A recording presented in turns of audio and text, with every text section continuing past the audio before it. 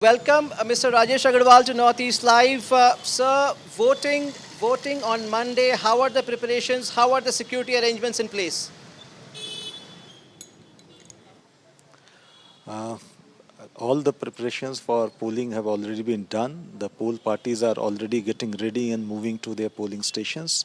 We expect all the poll parties to be at their polling station by tomorrow afternoon and get their polling stations ready for conduct of poll on Monday morning, 28th of February.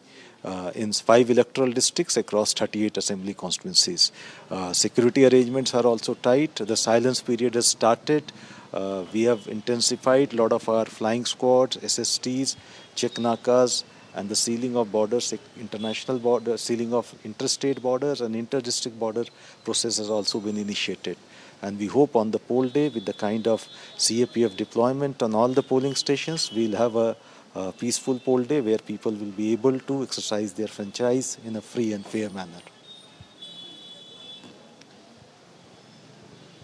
Mr. Agarwal, has the EC identified any particular hypersensitive polling stations where you think there is need for more security? What steps has been taken in that front? Especially, we have had witnessed a few instances of pre-poll violence during the campaigning. So, any special measures for certain polling stations which you think are more vulnerable than the others?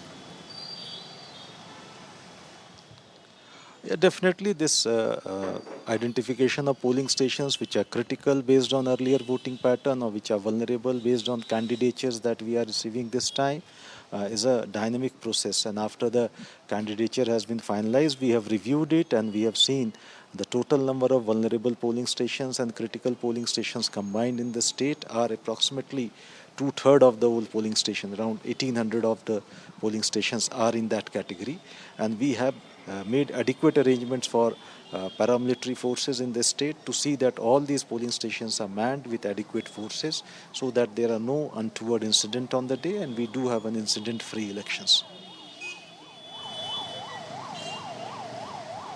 Roughly how many polling personnel, how many polling officials are engaged for the first phase of polling, Mr. Agarwal? For the first phase of polling, we have got around 1,700 odd polling stations which are going to be manned by polling officials. So 7,000 polling personnel. Then there are around 3,400 of the Anganwadi workers and the ASHA workers who will also be engaged. Plus, we'll be engaging also two volunteers each at each polling station also to assist our PWD and 80 plus voters. So altogether, we expect around 14,000 people to be engaged at these 1,700 vote polling stations on the poll day. And are you expecting a good turnout on Monday? It has always shown the way. I think it has been a very participated democracy. Last 2017 assembly elections, we had 86% turnout, average turnout on the poll days, and we expect Manipur will keep on this track and come out in big way and set a new record of participation in these elections. Any appeal to the voters you have, sir, before the first phase of polling?